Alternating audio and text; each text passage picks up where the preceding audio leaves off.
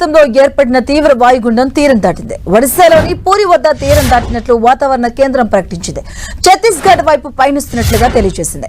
వాయుగుండం ప్రభావంతో దక్షిణ ఒడిశాలో భారీ వర్షాలు కురుస్తాయని తెలిపింది. అలాగే మరోవైపు వాయుగుండం తీరం దాటినప్పటికీ మరో 24 గంటలు ఏపీపై ప్రభావం ఉండే అవకాశం ఉందని చెప్పుకొచ్చింది. వాయుగుండం ప్రభావంతో ఏపీలోని పలు జిల్లాల్లో భారీ వర్షాలు కురుస్తున్నాయి. అల్లూరు జిల్లాపై తీవ్ర ప్రభావం ఉంది. పలు చోట్ల పంట నష్టం జరిగింది. ఇక మరింత సమాచారం మా ప్రతినిధి జార్జ్ అందిస్తారు.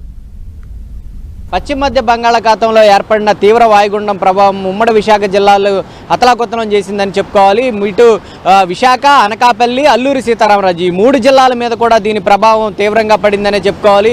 ముఖ్యంగా విశాఖ జిల్లాను చూసుకున్నట్లయితే కనుక కొండవాలు ప్రాంతాలంతా కూడా ఒక భయానక వాతావరణం అయితే నెలకొని ఉంది.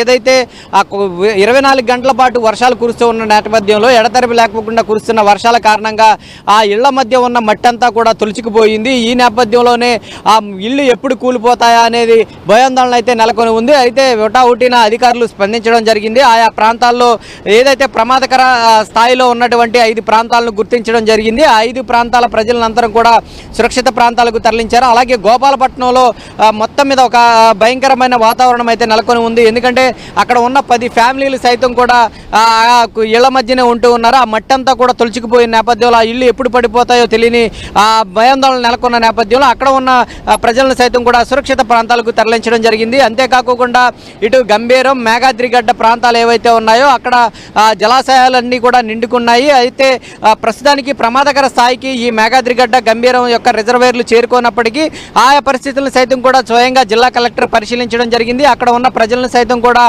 అలర్ట్ చేశారు. ఎందుకంటే ప్రస్తుతానికి వర్షం తగ్గింది కాబట్టి ఎటువంటి ప్రమాదం లేదు. కానీ ఈ ప్రమాదం పొంచి ఉంటుందా అన్న నేపథ్యంలోనే పరిశీలనకు వచ్చామంటూ కూడా ఆయన తెలిపారు. ఎందుకంటే ఇప్పటికే చూసుకున్నట్లయితే కనుక ఎగువను కురుస్తున్న వర్షాల కారణంగా చూసుకున్నట్లయితే కనుక అత్యధికంగా ఈ జలాశయాలన్నీ కూడా నిండుకుంటున్నాయి. ఈ నేపథ్యంలోనే ఈ నది పరివాహక ప్రాంతాలు ఏవైతే ఉంటున్నాయో ఈ నది పరివాహక ప్రాంతాలు సైతం కూడా ఈ ప్రమాదానికి గురయ్యే అవకాశం ఉన్న నేపథ్యంలోనే జిల్లా కలెక్టర్ సైతం కూడా ఆయా ప్రాంతాలను మొత్తాలను కూడా పరిశీలించడం జరిగింది. అక్కడ ఉన్న లోతట్టు ప్రాంత, సురక్షిత ప్రాంత ప్రజలను సైతం కూడా ఆయన అలర్ట్ చేశారు. ఇక అనకాపల్లి జిల్లాకు సంబంధించి చూసుకున్నట్లయితే కనుక శారదా నది ఉధృతంగా ప్రవర్తిస్తుంది.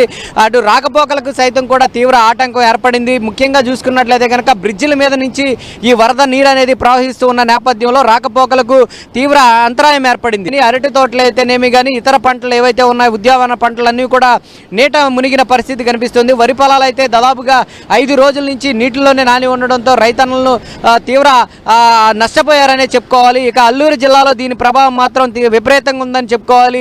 వాగులు, వంకలు పొంగి పొరలుతున్న నేపథ్యంలో వాటిని దాటే ప్రయత్నం చేయొద్దంటూ కూడా అధికారులు హెచ్చరిస్తున్నారు. అయినప్పటికీ కొంతమంది దాటే ప్రయత్నం చేస్తున్నప్పటికీ కూడా ప్రమాద బారిన పడుతూ ఉన్నారు. వారిని స్థానికంగా ఉన్నవారంతా కూడా రక్షిస్తూ ఉన్నారు. ముఖ్యంగా అల్లూరు జిల్లాలో చూసుకున్నట్లయితే కనుక జనజీవనం స్తంభించిందనే చెప్పుకోవాలి. రాకపోకలు మాత్రం పూర్తిగా స్తంభించిపోయాయి.